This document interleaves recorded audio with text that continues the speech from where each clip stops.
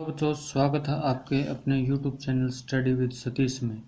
जल्द ही नोटिफिकेशन पाने के लिए लाइक, सब्सक्राइब व शेयर करना ना भूलें।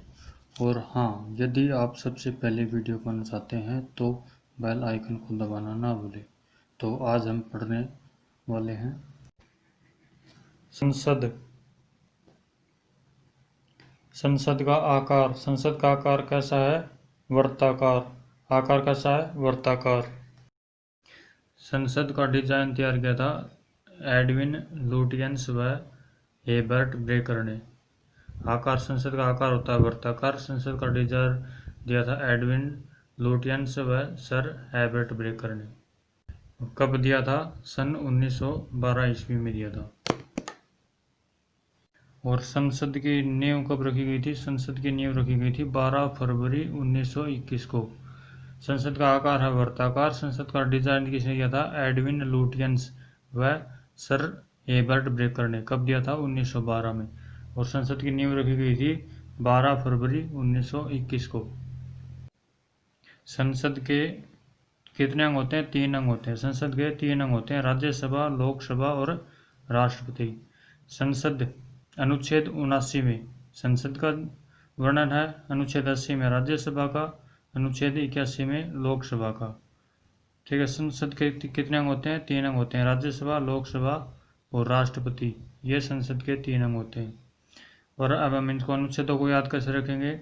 सभा का चुनाव कैसे होता है? निर्वाचन प्रक्रिया से होता है, यानी कि ये जनता के वोट डालने से होता है।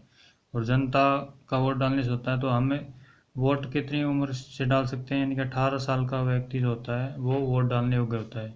तो यानी 18 का अपोजिट कितना हो गया? 81। 18 यानी 81।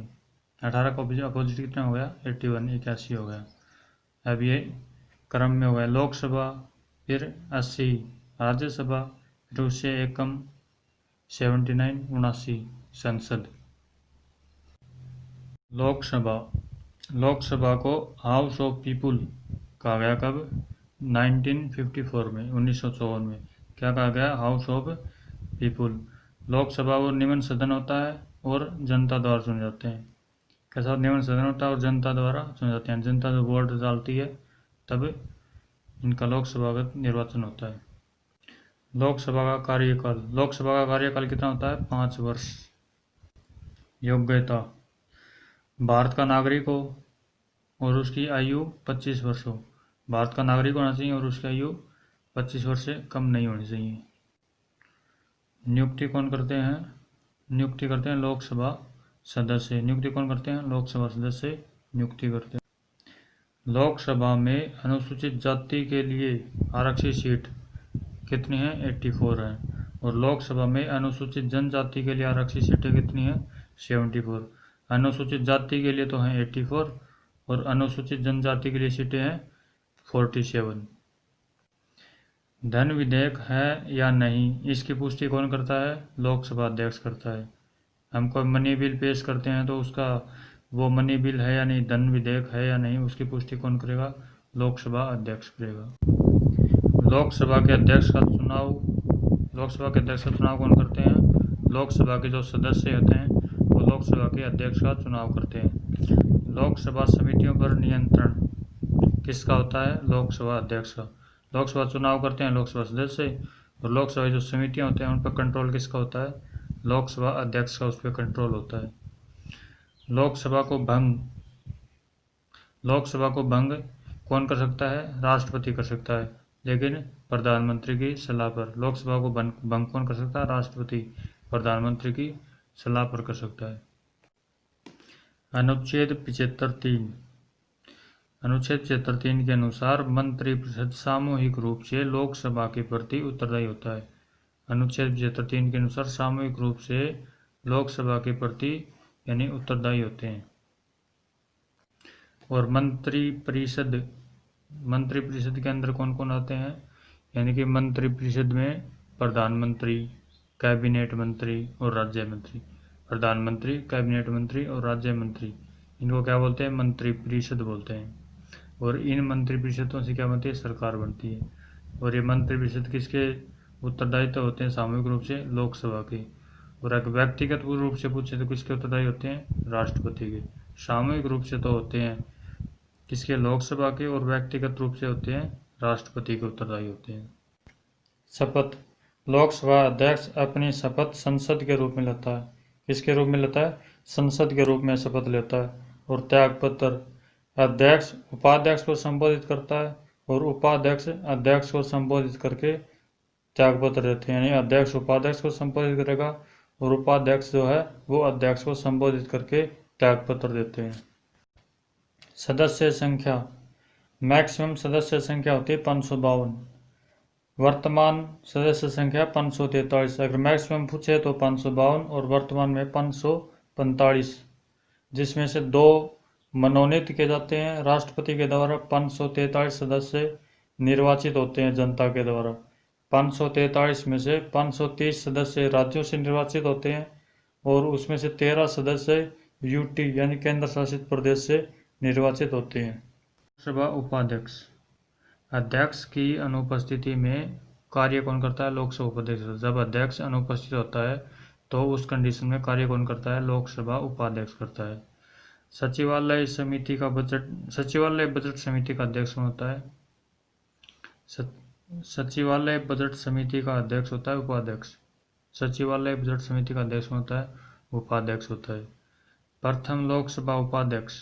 प्रथम लोकसभा उपाध्यक्ष कौन था? सच्चिदानंद सिन्हा। प्रथम लोकसभा उपाध्यक्ष सच्चिदानंद सिन्हा। कब बना था? 1921 में।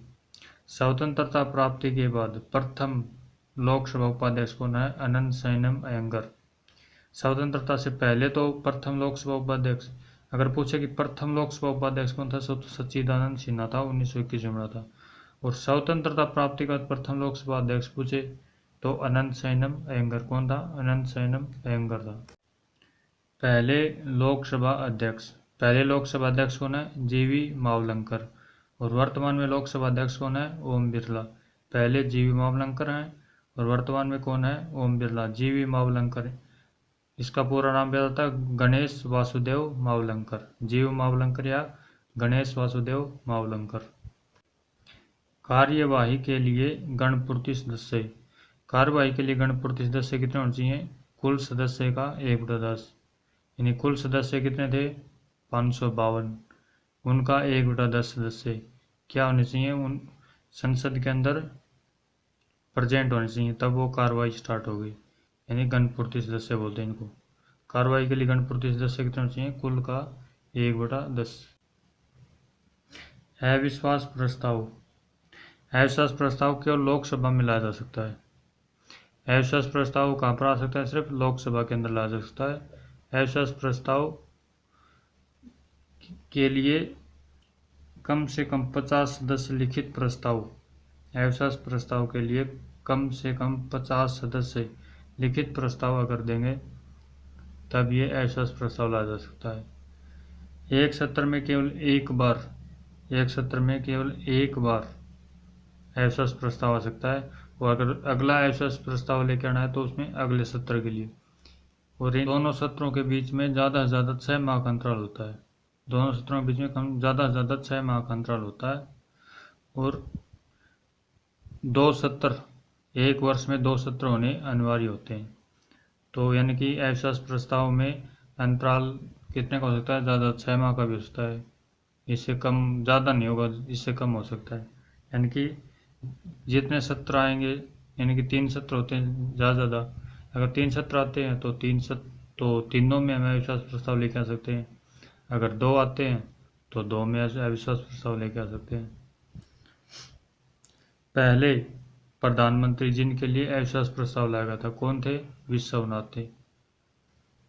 पहले प्रधानमंत्री कौन थे जिनके लिए अविश्वास प्रस्ताव लाया गया? वो थे विश्वनाथ। आपको हमारा वीडियो पसंद आया है तो लाइक, सब्सक्राइब, शेयर करना ना भूलें और जल्द ही अगली वीडियो का अपडेट पाने के लिए बेल आइकन को दबाना ना भूलें। जय हिंद।